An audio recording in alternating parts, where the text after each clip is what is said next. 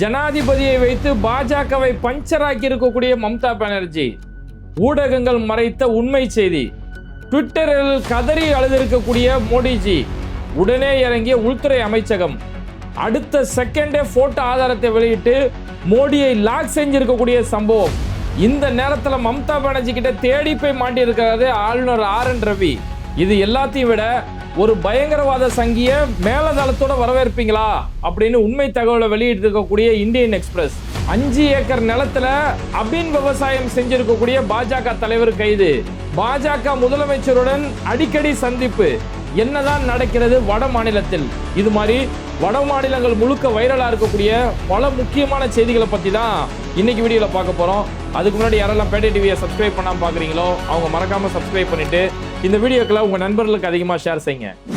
இன்னைக்கு நாடு முழுக்க மோடிஜில இருந்து லோக்கல்ல இருக்கக்கூடிய சங்கிகள் வரைக்கும் ஐயோயோ மம்தா பானர்ஜி ஜனாதிபதியை இழிவுபடுத்திட்டாங்களே, ஒரு பழங்குடியின பெண்ணை இப்படி கேவலப்படுத்திட்டாங்களே, இதுதான் நீங்க பழங்குடியினருக்கு கொடுக்கக்கூடிய மரியாதையா அப்படின்னு சொல்லி 8 பக்கத்துக்கு டைலாக் எல்லாம் பேசிட்டு இருக்காங்க. அதாவது சம்பவம் என்னன்னு பார்த்தோம்னா, மேற்கு வங்கத்துல சந்தாலி மாநாடு அப்படின்னு சொல்லக்கூடிய ஒரு மாநாடு ஒன்று நடந்தது. இந்த சந்தாலி மாநாடு அப்படின்னா சந்தால் அப்படின்னு சொல்லக்கூடிய சண்டால் அப்படின்னு சொல்லி ஒரு பழங்குடியினத்தை சேர்ந்த மக்கள் ஒருத்தவங்க இருக்கிறாங்க. இந்த பழங்குடியினத்தை சேர்ந்தவங்க அவங்களுடைய சர்வதேச மாநாடு அப்படின்னு சொல்லி இன்டர்நேஷனல் கான்ஃபரன்ஸ் சொல்லி ஒரு நிகழ்ச்சி நடத்துவாங்க. இந்த சந்தால் இன மக்கள் அப்படிங்கிறவங்க இவங்க மேற்கு வங்கம், ஜார்க்கண்ட், ஒடிசா, பீகார், நேபாள், பங்களாதேஷ் இது மாதிரியான பல இடங்களில் இவங்க பறந்து வாழக்கூடிய ஒரு சமுதாயம். இவங்களுடைய மொழி, கலாச்சாரம், இவங்களுடைய வேலை வாய்ப்பு, கல்வி, அடுத்த கட்டத்தோட உயர்வு, இது சம்பந்தமான விஷயங்கள் இந்த மாநாட்டில் இவங்க பேசுறது வழக்கம். இந்த மாநாட்டில் யாரெல்லாம் கலந்துப்பாங்கன்னா முக்கியமான அரசியல் தலைவர்கள் இதில் கலந்துப்பாங்க. இவங்களுடைய இந்த சந்தாலி இனத்தை சேர்ந்த இந்த பழங்குடியினத்துல இருந்து யாரெல்லாம் வளர்ந்து வந்திருக்காங்களோ, அரசியல் தலைவர்களாவோ, விஞ்ஞானியாவோ, கல்வி ரீதியாவோ யாரெல்லாம் வளர்ந்து வந்திருக்காங்களோ அவங்க எல்லாரும் ஒரு இடத்துல ஒன்று கூடக்கூடிய ஒரு சர்வதேச மாநாடா நடத்துவாங்க. அதோடைய 9வது மாநாடா மேற்கு வங்கத்துல இந்த மாநாடுக்கான ஏற்பாடு செஞ்சிருந்தாங்க. ஒரு விஷயத்த கொஞ்சம் நல்லா ஸ்ட்ராங்கா அடிக்கோடிட்டு எல்லாருமே புரிஞ்சுக்கோங்க. இந்த நிகழ்ச்சி ஏற்பாடு செஞ்சது மேற்கு வங்க அரசு கிடையாது.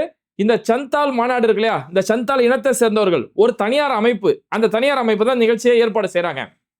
இந்த நிகழ்ச்சிக்கு ஜனாதிபதி திரௌபதி முர்மு அவங்கள ஒரு சீஃப் கெஸ்டா கூப்பிடுறாங்க.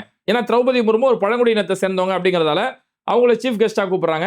அவங்களுமே இந்த நிகழ்ச்சிக்காக மேற்கு வங்கத்துக்கு வராங்க. வந்த திரௌபதி முர்மு என்ன செய்யறாங்கன்னா அந்த மீட்டிங்லயே அவங்க சில அதிருப்தியை அவங்க வெளிப்படுத்துறாங்க. இந்த மாதிரி மம்தா பானர்ஜிக்கு என் மேல என்ன கோபம், பொதுவாகவே ஒரு ஜனாதிபதி ஒரு மாநிலத்துக்கு வராங்க அப்படின்னா அந்த மாநிலத்தோட முதலமைச்சர் வந்து வரவேற்கணும், மாநிலத்தோட அமைச்சர்கள், மாநிலத்தோட உள்துறை செயலாளராக இருக்கிறவங்க, மாநிலத்தோட காவல்துறை இவங்கெல்லாம் வந்து வரவேற்கணும், இதுதான் புரோட்டோகால். ஆனா இந்த இடத்துல மம்தா பானர்ஜியோ அவங்களோட அமைச்சர்களோ யாரும் என்னை வரவேற்கிறது கூட இல்லை. வர வழியில சாலை எதுவுமே சுத்தப்படுத்தல, வெறும் குப்பையும் குளமா இருந்தது, பாத்ரூம்ல தண்ணி கூட வரல. மம்தா பானர்ஜி வந்து எனக்கு ஒரு தங்கச்சி மாதிரி, நானுமே இந்த மேற்கு வங்கத்தோடைய ஒரு மகள் தானே நானு. ஆனா இவங்களுக்கு என் மேல என்ன கோபம், என் மேல உங்களுக்கு ஏதாவது அதிருப்தி இருக்குதா, அதனாலதான் இப்படி எல்லாமே மாற்றம் செய்றீங்களா, கடைசி நேரத்தில் கூட இடம் கூட வேற இடத்த மாத்தி ஏற்பாடு செஞ்சிருக்கிறீங்க அப்படின்னு சொல்லி பல்வேறு வகையான அவங்களுடைய அதிருப்தியை திரௌபதி முர்மு அந்த இடத்துல சொல்லி இருக்கிறாங்க. இதை பார்த்து நம்ம மோடிஜி, பழங்குடியின மக்களுக்கு ஒண்ணுன்னா எங்க மோடிஜியால தாங்கிக்கவே முடியாது இல்லையா. மோடிஜி வந்து அவருடைய கருத்தை வந்து அவருடைய எக்ஸ்பேஜ்ல வெளிப்படுத்துறாரு. ஜனநாயகம், பழங்குடியின மக்கள்லாம் ஒரு நம்பிக்கை வச்சிருக்காங்க, அப்படி நம்பிக்கை வச்சிருந்த மக்கள் எல்லாமே மனம் உடைஞ்சு போகக்கூடிய அளவுக்கு இந்த மம்தா பானர்ஜி நடந்திருக்கிறாங்களே, ஒரு பழங்குடியின மக்களுடைய வலி, வேதனை இதெல்லாம் ஆறாத வருத்தத்தை ஏற்படுத்தப்பட்டிருக்கு. பழங்குடியின மக்கள்லாம் அவங்களுக்கு ஆறாத ஒரு வேதனையை இன்னைக்கு மம்தா பானர்ஜி கொடுத்துட்டாங்கன்னு சொல்லி மோடிஜி கடந்து துடிஸ்டாப்ல. ஏன்னா பழங்குடியினருக்கு ஒண்ணுன்னா மோடிஜியால தாங்கிக்கவே முடியாது. மணிப்பூர்ல பழங்குடியின பெண்கள் அப்படி அடிச்சு சித்திரவதை செய்யப்பட்டு நடு ரோட்ல நிர்வாணமா எடுத்துட்டு வரப்பட்டாங்க. அதுல ஒரு பெண் ராணுவ வீரருடைய மனைவி. இப்படி இந்த பழங்குடியினர் இவ்வளவு சித்திரவதை செஞ்சு இந்த நிமிஷம் வரைக்கும் அங்க ஒரு தீர்வை எட்ட முடியல. பாஜகவுடைய ஆட்சி கலைக்கப்படுது. இவ்வளவு பெரிய அராஜகம் பழங்குடியினருக்கு நடக்கும்போது அன்னைக்கெல்லாம் எங்க ஜிக்கு துடிக்கல. அன்னைக்கு அவங்களுடைய வலியோ வேதனையோ அவங்களுக்கு இதெல்லாமே தெரியல. மத்திய பிரதேசத்துல பழங்குடியினத்தை சேர்ந்தவங்களை நடு ரோட்ல உட்கார வச்சு ஒரு பாஜகவை சேர்ந்த ஒரு சங்கி அவங்க தலையில மூத்திரம் வேஞ்சான், அப்படியே வந்து சிறுநீர் கழிச்சுக்கிட்டு இருந்தான். அப்படியெல்லாம் அராஜகம் செய்யும் போது அன்னைக்கெல்லாம் இவங்களுக்கு வலியோ வேதனையோ தெரியல. சத்தீஸ்கர்ல இருக்கக்கூடிய பல பழங்குடியினத்தை சேர்ந்தவங்க கிறிஸ்தவ மதத்தை ஏத்துக்கிட்டாங்க அப்படின்ற காரணத்துக்காக எந்தெந்த வீட்டிலலாம் அந்த கிறிஸ்துமஸ் நாள்ல ஸ்டார் தொங்க விடப்படுமோ அந்த வீடெல்லாம் தேடி தேடி போய் தாக்குதல் நடத்தப்படுது. அந்த அளவுக்கு பழங்குடியினத்தின் மேல அவ்வளவு பெரிய தாக்குதல் நடத்தப்படுது. கிறிஸ்துமஸ் கேக் வெட்டினாங்கன்ற காரணத்துக்காகலாம் அவங்கள மரத்துல கட்டி வச்சு அடிக்கக்கூடிய சம்பவம்லாம் நடந்துச்சு. இப்படியெல்லாம் பழங்குடியினர் தாக்கப்படும் போது அன்னைக்கு வலியோ வேதனையோ அவங்களோட நம்பிக்கையோ நம்ம ஜிக்கு தெரியல. ஆனா இன்னைக்கு வந்து பழங்குடியினத்தை சேர்ந்த ஜனாதிபதியை இப்படி அவமானப்படுத்திட்டாங்களே, இதுதான் பழங்குடியினரை நீங்க மதிக்கக்கூடிய மதிப்பா அப்படின்னு சொல்லி மோடிஜி கடந்து துடிச்சிருக்கிறாரு. மோடிஜிக்கு ஒண்ணுனா உடனே அமித்ஷாஜி துடிப்பார் இல்லையா? அமித்ஷாவுடைய உள்துறை அமைச்சகம் சார்பில் இருந்து ஹோம் செக்ரட்டரி அவங்களுடைய சார்பில் இருந்து உடனடியா ஒரு அறிக்கை கொடுத்து, இந்த மாதிரி அந்த மாவட்ட கலெக்டர் நீங்க இதுக்கு சம்பந்தமா நீங்க பதில் சொல்லி ஆகணும். நீங்க தான் சரியான பாதுகாப்பு ஏற்பாடெல்லாம் செய்யல. இது சம்பந்தமா நீங்க பதிலடி கொடுத்தே ஆகணும், பதில் கொடுத்தே ஆகணும் அப்படின்னு சொல்லி அவங்க உடனே பதில் கேட்க ஆரம்பிச்சிருக்காங்க. அப்ப இப்படி எல்லாம் பரபரப்பா பேசணும்னா, இது மோடிஜில இருந்து லோக்கல் உள்ளூர் சங்கிகள் வரைக்கும் நாடு முழுக்க எல்லா சங்கிகளும் இப்படி பழங்குடியினர் இப்படி பண்ணிட்டாங்களே, அவமானப்படுத்தினாங்களே, ஒரு ஜனாதிபதி இழிவுபடுத்திட்டாங்களே, பழங்குடியினரை கேவலப்படுத்திட்டாங்களே அப்படின்னு சொல்லி இது ஒரு பரபரப்பா இருந்துச்சு. எல்லா மீடியாக்கள், இந்த செய்தி வெளியிடக்கூடிய எல்லா மீடியாக்களுமே பாஜக தரப்பு விஷயத்தான் செய்தியா போடுறாங்களே தவிர உண்மையாவே என்ன நடந்தது அப்படிங்கறத யாருமே போடல. வெறும் பிரதமர் இப்படி குற்றச்சாட்டு வச்சாரு, முர்மு இப்படி ஒரு குற்றச்சாட்டு வச்சாங்க. அப்ப இந்த செய்தியை பார்க்கக்கூடிய பொதுமக்களுக்கு என்ன இருக்கும்? உண்மையாவே மம்தா பானர்ஜி திமிரு பிடிச்சவங்க தானோ, ஜனாதிபதியை இப்படி கேவலப்படுத்திருக்காங்களே, ஒரு பழங்குடியினத்தை சேர்ந்த மக்களை இப்படி கேவலப்படுத்திருக்காங்களே அப்படிங்கிற மாதிரியான இப்படியாப்பட்ட ஒரு சிந்தனை தான் மக்களுக்கு உருவாகும். ஆனா உண்மையால என்ன நடந்துச்சு? இங்க இந்த கோடி மீடியாக்கள் இருக்குல்ல, அந்த ஊடகங்கள் மறைச்ச உண்மையான செய்தி என்ன அப்படின்னு பார்த்தோம்னா, மம்தா பானர்ஜி இதுக்கான பதில சொல்றாங்க. ஆனா பெரும்பாலான மீடியாக்கள் அந்த பதில கூட இன்னைக்கு அந்த மீடியாக்கள் வெளியிடல. மம்தா பானர்ஜி தரப்புல இருந்து இதுக்கு என்ன பதில் சொல்லியிருக்காங்க அப்படின்னும் போது, ஒண்ணு நல்லா புரிஞ்சுக்கோங்க. இது வந்து வெஸ்ட் பெங்கால் மேற்கு வங்கத்துடைய கவர்மெண்ட் சார்பில் ஏற்பாடு பண்ண நிகழ்ச்சி கிடையாது. சர்வதேச சந்தால் கவுன்சில் அப்படின்னு சொல்லக்கூடிய அந்த சந்தால் இன மக்கள் அவங்களுடைய ஒரு கவுன்சில் சார்பில் ஏற்பாடு பண்ணப்பட்ட ஒரு தனியார் நிகழ்ச்சி. இந்த நிகழ்ச்சிக்கு அவங்க ஏற்பாடு செய்யும் போது நாங்க எங்களுடைய மேற்கு வங்க அரசு சார்பில் இருந்து ஜனாதிபதி அலுவலகத்துக்கு நாங்க கடிதம் எழுதணும். இந்த மாதிரி ஒரு தனியார் நிறுவனம் இந்த நிகழ்ச்சி ஏற்பாடு செய்றாங்க. அங்க முறையான எந்த ஒரு ஏற்பாடுமே அவங்க செய்யல. ஒரு ஜனாதிபதி வரக்கூடிய அளவுக்கு அங்க எந்த தேவையான எந்த வசதி வாய்ப்புகள் எதுவுமே ஏற்பாடு செய்யல. ரொம்ப சாதாரணமா ஏற்பாடு செஞ்சிருக்காங்க. இது ஜனாதிபதி வந்து கலந்துக்கக்கூடிய அளவுக்கு ஏற்பாடு உள்ள ஒரு நிகழ்ச்சியா இல்ல அப்படிங்கிறத எல்லா விஷயத்தையுமே எங்களுடைய காவல்துறை சார்பிலையும் எங்களுடைய கலெக்டர் சார்பிலையுமே நாங்க ஜனாதிபதி அலுவலகத்துக்கு நாங்க கடிதம் எழுதணும். அது இல்லாம போன் பண்ணியும் சொன்னோம். இவ்வளவு விவரத்தை நாங்க சொன்னதுக்கு பிறகு மார்ச் 5ஆம் தேதி அவங்க அங்க ஆய்வுக்கு வந்தாங்க. ஏன்னா ஒரு பிரதமரோ ஜனாதிபதியோ ஒரு இடத்துக்கு வராங்க அப்படின்னும் போது அங்க இருந்து பாதுகாப்பு அதிகாரிகள் இங்க பாதுகாப்பு ஏற்பாடுலாம் சரியா இருக்கா அப்படின்னு வந்து பார்ப்பாங்க. அப்படி அவங்க பாதுகாப்புக்காக வந்து பார்த்தாங்க. அப்படி வந்து பார்க்கும்போது கூட இந்த நிகழ்ச்சியில வந்து முதலமைச்சர் கலந்துக்க மாட்டாரு அப்படிங்கறத நாங்க தெளிவா சொல்லியிருந்தோம். ஏன்னா இப்ப ஆளுநர் மாற்றப்பட்டிருக்காரு. ஒரு ஜனாதிபதியை வரவேற்கணும் அப்படின்னா அங்க ஆளுநர் தான் முக்கியமான நபரா இருக்கணும். ஏன்னா ஜனாதிபதிக்கும் ஒரு மாநில அரசுக்கும் விஷயத்தை கொண்டு போய் சேர்க்கக்கூடிய ஒரு போஸ்ட்மேன் தான் ஆளுநர். அப்ப ஆளுநர் இங்க மாற்றப்பட்டிருக்காரு. ஆர்.என். ரவியை தூக்கி அங்க தூக்கி போட்டிருக்காங்க. அங்க இருந்து அனந்த போஸை தூக்கி வேற மாநிலத்தில் தூக்கி போட்டிருக்காங்க. அப்ப இப்படி ஆளுநர் மாற்றப்பட்டதால ஒரு ஜனாதிபதியை வரவேற்கிறதுக்கான இந்த புரோட்டோகால் சிஸ்டம் அங்க கிடையாது. அப்ப யார் போய் வரவேற்கணும், அமைச்சர்கள் எப்படி போகணும்னு சொல்லி இந்த புரோட்டோகால் எதுவுமே இல்லாதால, ஆனா அதுக்குன்னு ஜனாதிபதியை நாங்க அம்போன்னு விடல. ஜனாதிபதியை வரவேற்கிறதுக்கான ஏற்பாடுமே நாங்க செஞ்சிருந்தோம். சிலிகுரி, ஏன்னா சிலிகுரியில தான் நிகழ்ச்சி நடக்குது. சிலிகுரி மாவட்டத்தோட மேயரை வரவேற்கிறதுக்கு நாங்க அனுப்பி வச்சிருந்தோம். சிலிகுரி மாவட்டத்தோட கமிஷனர், போலீஸ் கமிஷனர் அவரை வரவேற்கிறது நாங்க அனுப்பி வச்சிருந்தோம். இவங்க எல்லாருமே போய் ஜனாதிபதி நல்ல முறையில் வரவேற்றாங்க. வரவேற்று முடிச்சு நிகழ்ச்சியில தேவையான எல்லா ஏற்பாடும் செஞ்சு கொடுத்தாங்க. திரும்பவும் ஜனாதிபதி நல்ல முறையில் வழி அனுப்பியும் வச்சாங்க. இப்படி எல்லா ஏற்பாடுமே செஞ்சிருந்தோம். ஆனா ஒரு தனியார் நிகழ்ச்சி, தனியார் நிறுவனம் செஞ்ச ஏற்பாடு செய்யப்பட்ட நிகழ்ச்சி, இதுல தேவையான எந்த ஒரு வசதியுமே ஏற்பாடு செய்யல. அந்த அமைப்புக்கு ஏற்பாடு திறனே இல்லை அப்படின்றத நாங்க மென்ஷன் பண்ணோம். இதெல்லாம் நாங்க சொன்னதுக்கு பிறகு தான் அவங்க அங்கிருந்து கிளம்பி வந்தாங்க. நாங்க சொல்லி அவங்க திரும்பி வந்தாங்க. அதுக்கப்புறம் நாங்க எப்படி பொறுப்பேற்க முடியும்? இதுல எந்த ஒரு விஷயமே எங்களுடைய நெறிமுறை மீறல் அப்படின்னு சொல்றீங்களே, இதுல எந்த ஒரு நெறிமுறை மீறலுமே கிடையாது. எல்லா விஷயம் நான் உங்களுக்கு தெரியதானே படுத்தி இருக்கிறோம் அப்படின்னு சொல்லி மம்தா பானர்ஜி சும்மா தலையில அடிச்ச மாதிரி ஒட்டுமொத்த விஷயத்தையுமே தெரியப்படுத்தினாங்க.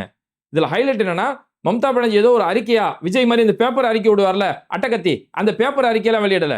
மம்தா பானர்ஜி நடு ரோட்ல வந்து இந்த விஷயத்த சொன்னாங்க. ஒரு மேடை போட்டு அந்த மேடையில இவ்வளவு விஷயத்துல எக்ஸ்பிளைன் பண்றாங்க. ஏன்னா இவங்க மக்கள்கிட்ட ஒரு தப்பான கற்பிதத்தை உருவாக்குறாங்க இல்லையா? அப்ப அந்த மக்கள் முன்னாடியே நான் விஷயத்தை உண்மையை சொல்றேன்னு சொல்லி மக்கள் முன்னாடியே வந்து இந்த உண்மைகள்லாம் வெளிப்படுத்தி இன்னைக்கு மம்தா பானர்ஜி எல்லாத்தையும் அம்பலப்படுத்திட்டாங்க. அதுக்கப்புறமா திரௌபதி முர்மு ஜனாதிபதி அவர்களுக்கு ஒரு கோரிக்கையுமே வைக்கிறாங்க. இந்த மாதிரி ஜனாதிபதி மேடம், பாஜக அவங்களுடைய அரசியல் ஆயுதத்துக்காக உங்களை பயன்படுத்துறாங்க. இத்தனை காலமா நீங்க வந்துட்டு போல கரெக்டா தேர்தல் நேரத்தில் உங்களை வர வைக்கிறாங்களே, இது எதுக்குன்னா இதை வச்சு ஒரு தேர்தல் ஆதாயம் அடைகிறதுக்காக பாஜக உங்களை யூஸ் பண்றாங்க. அது உங்களை அறிந்தோ அறியாமலோ நீங்களும் அதில் போய் சிக்கிக்கிட்டு இருக்கீங்க. இவங்களுடைய இந்த தேர்தல் நிரல், இவங்களுடைய இந்த தேர்தல் யுக்தியை கொஞ்சமாச்சும் நீங்க புரிஞ்சுக்கோங்க அப்படின்னு சொல்லி திரௌபதி முர்முவுக்குமே மம்தா பானர்ஜி ஒரு ஸ்கெட்ச் வச்சாங்க. அதோட உடல மம்தா. அதுக்கப்புறம் மம்தா அடுத்த பாயிண்ட் மோடிஜியை பிடிச்சாங்க. ஏன்னா மோடிஜி பழங்குடியின பெண்களோட வழியெல்லாம் உங்களுக்கு தெரியாதா அப்படின்னு சொல்லி மோடிஜி துடிச்சார் இல்லையா? இப்பதான் மம்தா பானர்ஜி மோடிஜிக்கு ஒரு போட்டோ ஆதாரத்தை காமிச்சாங்க. மோடிஜி இந்தாங்க பெரிய போட்டோ ஆதாரம், இந்த போட்டோவை பாருங்க ஜி அப்படின்னு சொல்லி ஒரு போட்டோ ஆதாரத்தை காமிச்சாங்க. இந்த போட்டோ என்னன்னா, சமீபத்தில் அத்வானியும் பிரதமர் மோடியை சந்திக்கக்கூடிய ஒரு நிகழ்வு ஒன்று நடந்தது. அந்த நிகழ்வுல அத்வானி ஸ்டூல் போட்டு உட்காந்துருக்காரு, ஒரு சேர் போட்டு அத்வானி உட்காந்துட்டு இருக்காரு. இந்த பக்கம் மோடிஜி சேர் போட்டு உட்காந்துருக்காரு. நாட்டுடைய முதல் குடிமகன், நாட்டுடைய உயரிய பொறுப்புல இருக்கக்கூடிய ஜனாதிபதி திரௌபதி முர்மு அந்த இடத்துல நிக்க வைக்கப்பட்டிருக்காங்க. ஒரு குடியரசுத் தலைவர் ஜனாதிபதி நிக்கிறாங்க, இவங்க எப்படி உட்காரலாம்? ஒண்ணு அவங்களுக்கு ஏதாவது சேர் போட்டு அவங்களை உட்கார வச்சிருக்கணும், அல்லது அவங்க நிக்கிறாங்கன்றதுக்காக நீங்க எந்திரிச்சு நின்று இருக்கணும். ஒரு பெண், ஒரு பழங்குடியினத்தை சேர்ந்தவங்க, நாட்டுடைய உயரிய பொறுப்பை வகிக்கக்கூடியவங்க, இவங்களை நிக்க வச்சிருந்தீங்களே, இதுதான் நீங்க பழங்குடியினத்துக்கு கொடுக்கக்கூடிய மரியாதையா? நீங்க மணிப்பூர் விஷயத்துல என்ன கிழிச்சிங்கன்னு எங்களுக்கு தெரியாதா அப்படின்னு சொல்லி மம்தா பானர்ஜி சும்மா தெறிக்க விட்டாங்க. அந்த போட்டோ அவங்க அங்க காமிச்ச உடனே சும்மா விசில் பறந்தது. அந்த அளவுக்கு மம்தா பானர்ஜி களத்துல இறங்கி சம்பவம். அதாவது மற்ற காங்கிரஸா இருக்கட்டும், திமுக இருக்கட்டும், இவங்க பாஜக கொடுக்கக்கூடிய பதிலடின்றது ஒரு பக்கம் இருக்கும். மம்தா கொடுக்கறது வந்து சும்மா சரவடி தான். மம்தா கொடுக்குற பதிலடி எல்லாமே உண்மையில வேற லெவல்ல இருக்கும். இது எல்லாமே மம்தா பானர்ஜி எந்த மேடையில் சொல்றாங்கன்னா, எஸ்ஐஆர் எதிர்ப்பு கூட்டம். அங்க எஸ்ஐஆர் சம்பந்தமான பெரிய அளவில் எதிர்ப்பு கூட்டத்தை இன்னைக்கு வரைக்கும் மம்தா பானர்ஜி களத்துல ரெண்டு எதிர்த்துட்டு இருக்காங்க. உச்சநீதிமன்றத்தில் போய் மம்தா பானர்ஜியே ஒரு வழக்கறிஞராக போய் அந்த இடத்துல போய் வாதாடினாங்க. அந்த அளவுக்கு உச்சநீதிமன்றம் வரைக்கும் போனாங்க. ஆனா பாஜக ஒரு சட்டம் கொண்டு வந்தா அது உச்சநீதிமன்றத்தில் போனாலும் நீதி கிடைக்காது அப்படின்ற பட்சத்துல களத்துல மக்கள் கிட்ட இந்த உண்மையை பதிவு செய்யறாங்க. ஏன்னா இன்னைக்கு திமுக எடுத்துக்கிட்டோம்னா, திமுக பூத் வாரியா வேலை செஞ்சாங்க. எஸ்ஐஆர்னு ஒரு சட்டம் கொண்டு வந்தாலும் அதை நீர்த்து போக செய்யக்கூடிய அளவுக்கு எல்லா மக்களுக்கும் வாக்குறுதி உறுதி செய்யணும் அப்படிங்கிறதுக்காக களத்துல நைட்டும் பகலுமா திமுக இந்த அளவுக்கு ஃபீல்டு ஒர்க் பண்ணாங்க. ஆனா இந்த ஃபீல்டு ஒர்க்கை நம்ம மேற்கு வங்கமோ உத்தரப்பிரதேசலையோ இதெல்லாம் நம்ம எதிர்பார்க்க முடியாது. ஏன்னா அங்கே தேவையான எந்த ஒரு வசதியோ, ஒரு கம்ப்யூட்டர் டெக்னாலஜி சம்பந்தமான ஒரு விஷயங்களோ, அதில் களத்துல இருந்து வேலை செய்யறதுக்கோ, அந்த ஃபார்மை ஃபில் பண்ணி கொடுக்கறதுக்கோ அங்கே போதுமான நபர்களோ அதுக்கான கல்வி அறிவோ அந்த இடத்துல அந்த அளவுக்கு விழிப்புணர்வு இல்லை. அப்போ விழிப்புணர்வு இல்லைன்ற பட்சத்தில் யாருக்கெல்லாம் ஓட்டு இருக்குமோ அந்த ஓட்டு இருக்கக்கூடிய மக்களுக்கு மம்தா பானர்ஜி உண்மையை போய் எடுத்து சொல்றாங்க. அவங்க ஒவ்வொரு இடத்துல மேடை போட்டு அந்த இடத்துல வந்து தேர்தல் ஆணையமே சுத்தமா இறந்து போயிடுச்சு, தேர்தல் ஆணையமே எப்பயோ செத்து போச்சு, அதனால இந்த இடத்துல இந்த ஓட்டர் லிஸ்ட், இந்த வாக்காளர் பட்டியலை வச்சு இது மாதிரியான மோசடி வேலைகளை செஞ்சுதான் மோடி தான் நினைச்சதை சாதிக்கணும்னு நினைக்கிறாரு. இந்த மேற்கு வங்கத்துல எப்படியாவது பாஜக ஜெயிச்சிடணும், வரக்கூடிய சட்டமன்ற தேர்தலில் பாஜக ஜெயிச்சிடணுங்கிறதுக்காக மோடி இந்த மாதிரி வாக்காளர் லிஸ்ட்ல பல வகையான மோசடி வேலைகளை செஞ்சுட்டு இருக்காங்க. அந்த மோசடி வேலைகள் செய்யறதுக்காக தான் இந்த நேரத்துல பார்த்து கரெக்டா திரௌபதி முர்மு இந்த இடத்துல அவங்க அனுப்பி விடுறாங்க. எல்லாமே இந்த தேர்தலை டார்கெட் பண்ணி தான் அவங்க செஞ்சுக்கிட்டு இருக்காங்க. அதனால இந்த நேரத்துல ஆளுநர் நீக்கப்பட்டது கூட இதுக்காக தான் அப்படின்னு சொல்றாங்க. மேற்கு வங்கத்துல அனந்த போஸ்னு சொல்லி ஒரு ஆளுநர் இருந்தாரு. அவர் திடுதிப்புன்னு அவர் ஆளுநர் பொறுப்புல இருந்து நீக்கப்பட்டுட்டு இப்ப நம்ம தமிழ்நாடு ஆளுநர் RN ரவி அவரை தூக்கி மேற்கு வங்கத்துல தூக்கி போட்டிருக்காங்க. இந்த மேற்கு வங்கத்துடைய இப்ப புதுசா போட்டிருக்கக்கூடிய RN ரவி, இவர் வந்து ஒர்க் ஃபார் பிஜேபி, இவர் வந்து பாஜக வேலை செய்யக்கூடிய ஒரு நபர் அப்படின்னு சொல்லி அதிரடியான ஆட்டத்தை இன்னைக்கு மம்தா பானர்ஜி எஸ்ஐஆருக்கு எதிராக, பாஜகவுக்கு எதிராக, மோடிக்கு எதிராக, இன்னைக்கு ஆளுநர் ரவிக்கு எதிராக. இங்க ஆளுநர் ரவி நினைச்சாதான் நமக்கு பாவமா இருக்குது. ஏன்னா தமிழ்நாடு வந்துகிட்டு திருவள்ளூருக்கு காவி சாயம் போட்டாரு. இது தமிழ்நாடு இல்ல, இது வந்து தமிழகம் அப்படின்னு சொல்லி தமிழ்நாடுக்கு அவர் பேர்லாம் வைக்கிறாரு. வள்ளலாருக்கு புது புது அர்த்தங்களை சொல்லி கொடுத்துட்டு இருந்தாரு. சனாதனத்தோட பெருமை பேசுறது, ஆளுநர் மாளிகையில உட்காந்து பஜனை பாடுறது, இங்க வந்து கொடுக்கக்கூடிய எந்த ஒரு மக்களுக்கான எந்த ஒரு மசோதாவுக்கும் கையெழுத்து போடாம சீட்டு கடியில போட்டு உட்கார்ந்து இருந்தது. இது மாதிரி இந்த அரசுக்கு எதிராக வேலை செய்யறதே தொடர் வேலையா வச்சுக்கிட்டு இருந்தாரு. ஏதோ தமிழ்நாடு பாஜகவுடைய ஒரு மாவட்ட செயலாளர் மாதிரி அவரோட தொடர்ந்து இந்த வேலைகள் செஞ்சிருந்தாரு. ஆனா திமுக சரியான பதிலடி கொடுத்துட்டு இருந்தாங்க. எல்லா நேரங்களிலுமே திமுக சரியான பதிலடி கொடுத்தாங்க. ஆனா திமுகவுடைய பதிலடின்றது அப்படி கரெக்டான ஃபீல்டில் ஒரு நாகரீகமா எப்படி பதிலடி கொடுக்குமோ, ஒரு சாஃப்ட் கார்னர்ல அந்த நாகரீகமா எப்படி இருக்கணுமோ அந்த நாகரீகம் தவறாம அவருக்கான ஆனா பதிலடி தரமா திமுக கொடுத்துட்டு இருந்தாங்க. ஆனா மம்தா பானர்ஜி அவங்க வேற லெவல். அவங்க எடுக்கக்கூடிய எல்லாமே சரவடி. ஒரு முறை சிபிஐ ஒரு முறை அவங்களுடைய மாநிலத்துக்குள்ள புந்து அரெஸ்ட் பண்ணணும்னு வரும்போது சிபிஐயே அரெஸ்ட் பண்ண வச்சவங்க தான் மம்தா பானர்ஜி. அந்த அளவுக்கு அவங்க எடுக்கிறது எல்லாமே அதிரடியா இருக்கும். அந்த மம்தா பானர்ஜி கிட்ட போய் இன்னைக்கு ஆளுநர் ரவி போய் சிக்கிருக்கிறாரு. இனி மனுஷன் சிக்கி சின்ன பின்னமாய் சீரழிய போறாரு அப்படிங்கறதா இங்க யதார்த்த உண்மை. அந்த அளவுக்கு ஆளுநர் ரவி அவரு இங்க தமிழ்நாட்டில் இருந்த மாதிரி இவரு இங்க நினைச்சாரு, திமுக மாதிரி அவங்கள சாஃப்டா இருப்பாங்க அப்படின்னு நினைச்சுக்கிறாரு. ஆனா இதுக்கப்புறம் தான் ஆளுநர் ரவி உண்மையான ஆட்டம் என்னன்னு பார்க்க போறாரு. ஏன்னா இதுக்கு முன்னாடி நாகாலாந்துல அவர் கவர்னரா இருந்தாரு. நாகாலாந்துல கவர்னரா இருக்கும் போது அங்க இருக்கக்கூடிய பழங்குடியின மக்கள் அவருக்கு எதிராக பெரிய அளவுல போராட்டம் செஞ்சு அங்கிருந்து விரட்டி விட்டாங்க. அதுக்கப்புறம் தான் தமிழ்நாட்டுக்கு வந்தாரு. இன்னைக்கு மம்தா பானர்ஜி கையில போய் ஒரு சிக்கி இருக்கிறதால ஆளுநர் ரவி இனிமே தரமான சம்பவங்களை பார்ப்பாரு அப்படிங்கறத இங்க புரிஞ்சுக்க முடியுது. சரி, இப்ப பாஜக ஜனாதிபதியை வச்சு இப்பேற்பட்ட ஒரு நாடகம் நடத்திட்டு இருந்தாங்க இல்லையா, அந்த மாதிரி இன்னைக்கு பாஜக செய்யக்கூடிய பல திட்டங்கள் இன்னைக்கு அம்பலமாகி போயிருக்குது. இதுல பார்த்தோம்னா ஹரியானாவில் நடந்திருக்கக்கூடிய சம்பவம் நம்ம நேத்து வீடியோல கூட சொல்லியிருந்தோம். இந்த ஹரியானால ஒரு பயங்கரவாத சங்கி மோனு மனாசேர்ன்றவனுக்கு 2 பேரும் அநியாயமா உயிரோட வச்சு எரிச்ச வழக்குல அவனை கைது செஞ்சாங்க. பார்த்தா அவனுக்கு ஜாமீனை கொடுத்து அவனை வெளியில அனுப்பிட்டாங்க. இப்படி ஜாமீன் கொடுத்து வெளியில அனுப்பின அந்த பயங்கரவாத சங்கிய அங்க ஹரியானாவில் எப்படி வரவேற்றிருக்காங்கன்னா, மேலதாளத்தோட மாலை போட்டு அவனை பெரிய அளவுல வரவேற்றிருக்காங்க. அவருக்கு புல்லட் ப்ரூஃப் ஜாக்கெட் வேற. அவரை வெளியில யாருமே எதுவும் செஞ்சிடக்கூடாதுன்னு சொல்லி புல்லட் ப்ரூஃப் ஜாக்கெட் போட்டு மேலதாளத்தோட ஊர் முழுக்க அவரை வரவேற்றுட்டு போயிட்டு இருக்காங்க. இந்த செய்தியை வேற யாருமே வெளியிடாம இந்தியன் எக்ஸ்பிரஸ் மட்டும் தான் இந்த செய்தியை வெளியிடுறாங்க. இப்படி ஒரு செய்தியை தமிழ் ஊடகங்களை நீங்க இந்த செய்தியை கூட பார்க்க முடியாது. இந்தியன் எக்ஸ்பிரஸ் மட்டும் இந்த செய்தியை வெளியிட்டு இப்படி மேலதாளத்தோட ஒருத்தனை ஒரு குற்றவாளியை எப்படி வரவேற்றுட்டு போறாங்க. அந்த பாதிக்கப்பட்ட மக்கள் பெரிய அளவில் அச்சத்தில் இருக்கிறாங்க. குறிப்பா அந்த ஜுனைத் நசீர் 2 பேரை தான் எரிச்சு கொண்டாங்க. அந்த குடும்பமே இன்னைக்கு பெரிய அளவில் ஏமாற்றம் அடைஞ்சு போயிருக்கு. இதுதான் எங்களுக்கு கிடைக்கக்கூடிய நீதியா அப்படின்னு ஏமாற்றம் அடைஞ்சிருக்கு. இப்போ அந்த விஷயத்துல 74 சாட்சிகள் இருக்காங்க. இந்த கேஸ்ல 74 சாட்சிகள். வழக்கு 2.5 வருஷமா அந்த வழக்கு நடந்துட்டு இருக்கு. இந்த 2.5 வருஷமா 74 சாட்சிகள்ல யாருமே விசாரிக்கப்படல. அதுதான் இங்க பெரிய ஒரு கொடுமையா இருந்துட்டு இருக்கு. இப்போ ஆல்ரெடியே 74 சாட்சிகள் யாருமே விசாரிக்கல. இப்போ இவன் ஜாமீன்ல வந்ததுக்கு பிறகு அந்த சாட்சிகள் பெரிய அளவுல பயப்படுவாங்க. இவன் ரொம்ப கொடூரமான ஒரு சங்கி. அப்போ அந்த சாட்சிகளுக்கு அச்சம் ஏற்படக்கூடிய அளவுக்கு ஒரு நிகழ்வு நடந்திருக்குது. ஆனா எந்த ஊடகங்களும் இந்த செய்தியை வெளியிடுறதுக்கே அஞ்சக்கூடிய ஒரு நிலைமை ஏற்பட்டு இருக்கு. அப்படியே இந்த பக்கம் திரும்பி சத்தீஸ்கர்ல நடந்திருக்கக்கூடிய ஒரு சம்பவம் பார்த்தோம்னா, சத்தீஸ்கர்ல ஒரு பாஜகவுடைய தலைவர், அவருடைய பேரு விநாயக் தரம்கர் அப்படின்னு சொல்லக்கூடிய ஒரு நபர். இவர் பாஜகவுடைய கிசான் மோர்ச்சா, அவங்களுடைய விவசாய பிரிவுடைய அணியோட தலைவராக இருந்துகிட்டு இருக்காரு. ஒரு விவசாய பிரிவு அணியோட தலைவர்னா அவர் விவசாயம் செய்வாரு, பயிர் செய்வாரு, விவசாயிகளுக்கு என்ன தேவை அதை செய்வாருன்னு பார்த்தா, இவர் என்ன விவசாயம் செஞ்சிருக்காருன்னா கஞ்சா விவசாயம் செஞ்சிருக்காரு. தன்னோட தோட்டத்துல அபீன் விவசாயம் செஞ்சிருக்காரு. கிட்டத்தட்ட 5 ஏக்கர் தோட்டம். அந்த 5 ஏக்கர் தோட்டத்துல அபீன் செடியை வாங்கி அபீனை வளர்த்து வச்சிருக்காரு. கிட்டத்தட்ட 8 கோடி ரூபாய் மதிப்பிலான ஒரு இடம். இந்த இடத்துல இப்படி அபீன் விவசாயம் செஞ்சாரு. இந்த செய்தி வெளியில வந்ததுக்கு பிறகு சத்தீஸ்கருடைய முன்னாள் முதலமைச்சர், காங்கிரஸ் உடைய முன்னாள் முதலமைச்சராக இருக்கக்கூடிய பூபேஷ் பாக்கல், அவர் என்ன செஞ்சாரு, சம்பவ இடத்துக்கே களத்துல போய் அந்த அபின் செடியெல்லாம் காட்டி அந்த களத்துல இருந்து ஒரு வீடியோ போட்டு இப்படி பாஜகவுடைய ஒரு தலைவர், இந்த விதத்துல முக்கியமான பாஜகவுடைய விவசாய அணி தலைவராக இருந்துகிட்டு இருக்காரு. நீங்க கிசான் மோர்ச்சான்னு பாஜக கூறீங்களே, இதுதான் உங்களுடைய கிசான் மோர்ச்சாவா அப்படின்னு சொல்லி ஒரு தரமான வீடியோ, சம்பவ இடத்துல இருந்து ஒரு வீடியோ வெளியிட்டு அவர் வீடியோ வெளியிடுறாரு. வீடியோ வெளியிட்டதுக்கு பிறகுதான் போலீஸ் போய் அந்த இடத்துல ஆக்ஷனே போய் எடுக்கிறாங்க. அதுக்கு முன்னாடி போலீஸ் என்ன பண்றாங்கன்னா, அது மக்காச்சோள விவசாயம் பண்ணிட்டு இருந்தாங்க, அதனால எங்களுக்கு தெரியல அப்படிங்கிறாங்க. போலீஸ் அங்க இன்வெஸ்டிகேஷன் போனது பிறகு கூட இது யாருடைய தோட்டம், யாருக்கு சொந்தமானது, இது பாஜக தலைவர், அவருடைய பெயர் என்ன, இதை கூட போலீஸ் தரப்புல இருந்து வெளியிடல. அதுக்கப்புறம் தான் பூபேஷ் பாக்கல் அந்த இடத்துல களத்துல போய் அந்த விவரத்தை எல்லாமே வீடியோ ஆதாரத்தோட பதிவு செஞ்சதுக்கு பிறகுதான் இது இன்னாருடைய மயம் மன்னாரு, பாஜக சங்கியோட ஒரு தோட்டம் அப்படிங்கிற அந்த விவரம் அதுக்கப்புறம் வெளியில வருது. இதோட பூபேஷ் பாக்கல் இதோட நிக்கல. அதுக்கடுத்து அங்க இருக்கக்கூடிய ஒரு ஒயின் ஷாப்புக்கு பிடிக்கிறாரு. ஒரு ஒயின் ஷாப்ல பார்த்தோம்னா அங்க ஒரு மதுபான ஊழல் பெரிய அளவில் நடந்துட்டு இருக்குது. இவங்க தான் அரவிந்த் கெஜ்ரிவால் மேல அபாண்டமா மதுபான ஊழல், மதுபான வழக்குன்னு ஒரு வழக்கு போட்டாங்க. அது இடி வச்சு அப்படியே இழுன்னு இழுத்து அவரை கைது செஞ்சு, அவருடைய துணை முதலமைச்சரை கைது செஞ்சு, அவரோட ஆட்சியை விட்டு அவரை தூக்கி கடைசியில் இன்னைக்கு நீதிமன்றத்தை தீர்ப்பு வந்து மதுபான ஊழலுக்கும் அரவிந்த் கெஜ்ரிவாலுக்கும் எந்த ஒரு சம்பந்தமும் இல்லை அப்படின்னு சொல்லி உண்மை தெளிவாச்சு. ஆனா இன்னைக்கு பாஜக ஆட்சியில் நடக்கக்கூடிய மதுபான ஊழலை பூபேஷ் பாக்கல் இன்னைக்கு அம்பலப்படுத்துறாரு. ஒரு பீர் பாட்டில், ஒரு பீர் டின் ஒன்று இருக்குது, 777 அப்படின்னு சொல்லக்கூடிய ஒரு பிராண்டு. இந்த 777 அப்படிங்கிறது ஒரு விலை உயர்ந்த பீரா. இது வந்து இந்த 777 பீரை வச்சுக்கிட்டு, ஆனா இங்க பாஜக ஆட்சியில் என்ன நடக்குதுன்னா, மேல உள்ள ஸ்டிக்கர், அந்த ரேப்பர் மட்டும் தான் 777, அதை அதுக்கடுத்து பிக்கிறாங்க.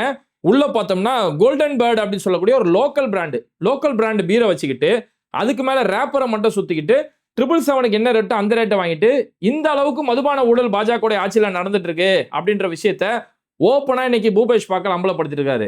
நமக்கெல்லாம் ஆச்சரியமாச்சு. அடேங்கப்பா, காங்கிரஸ்ல இப்படி களத்துல இறங்கி வேலை செய்யக்கூடிய அளவுக்கு ஆள் இருக்கிறாங்களா அப்படின்னு சொல்லி நம்ம ஆச்சரியப்படக்கூடிய அளவுக்கு உண்மையால சிறப்பான ஒரு வேலையை செஞ்சுட்டு இருக்கிறாரு.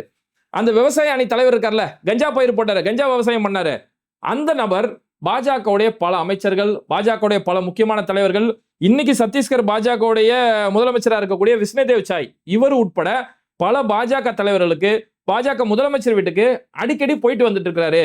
அப்போ இதுக்கு பின்னாடி பாஜகவுடைய தொடர்பு இல்லாம இருக்கிறதுக்கு வாய்ப்பு இல்லை. இங்க இந்த ஒயின் ஷாப்ல மதுபான ஊழல் ஒரு பக்கம் நடந்திருக்கு. இப்படி ஊழல் நிறைந்த ஆட்சிகளை இவங்க செஞ்சுக்கிட்டு, இதுக்கு ஒரு முகமூடியா இந்து மதத்தை நாங்க தான் காப்பாற்ற வந்தோம், இந்துக்களுக்கு நாங்க தான் பாதுகாவலர்கள், இஸ்லாமியர்கள் மேல வெறுப்பை காட்டுறது, ஜவஹர்லால் நேரு மேல வெறுப்பை காட்டிட்டு இப்படி ஒரு மோசடியான ஆட்சி செஞ்சுட்டு இருக்காங்க. இப்படி ஒரு மோசடியா மக்களை ஏமாத்துறதுக்காக செய்யக்கூடிய ஒரு வழியில ஒண்ணுதான் இன்னைக்கு ஜனாதிபதியை வச்சு ஜனாதிபதி இழிவுபடுத்திட்டாங்க. மம்தா பானர்ஜி பழங்குடியினை இழிவுபடுத்திட்டாங்க சொல்லி ஒரு மோசடியான வித்தைகள் காட்டிட்டு இருந்தாங்க. அந்த ஒவ்வொரு வித்தைகளுமே இன்னைக்கு அம்பலமாயிட்டு இருக்கு. ஓகே, மம்தா பானர்ஜியோட இந்த அதிரடி சம்பந்தமாகவும் பாஜக இப்படி தேர்தல் அரசியலுக்காக ஒவ்வொரு வித்தைகள் காட்டிட்டு இருக்காங்களே, இது சம்பந்தமாகவும் உங்களுடைய கருத்துக்கள் என்ன அப்படிங்கிறத மறக்காம கமெண்ட் பண்ணிட்டு இந்த வீடியோக்களை உங்க நண்பர்களுக்கு அதிகமாக ஷேர் செய்யுங்க. நீங்க செய்யக்கூடிய ஷேரும் கமெண்ட்டும் இந்த வீடியோ அதிகமான மக்களோட பார்வைக்கு போவோம். மறக்காம இந்த வீடியோ உங்க நண்பர்களுக்கு அதிகமாக ஷேர் செய்யுங்க. இணைந்திருப்போம். மிஸ்டர் பர்ஃபெக்ட் எக்ஸ்ட்ரா கோல்டு திருமணமான ஆண்களுக்கு திருப்பு முனையை ஏற்படுத்தும் ஹலாலான இயற்கை வியாகரா. 60,000க்கும் மேற்பட்ட திருப்திகரமான வாடிக்கையாளர்கள், 500க்கும் மேற்பட்ட வாடிக்கையாளர்களுக்கு குழந்தை வரமும் கிடைத்துள்ளது. வயதான பலகினமா, சுகர் பலகினமா, இனி கவலை வேண்டாம். உங்கள் இல்லறம் நல்லறமாக அமைய உடனே ஆர்டர் செய்யுங்கள். மேலும் விவரங்களுக்கு கீழுள்ள எண்ணை அணுகுங்கள்.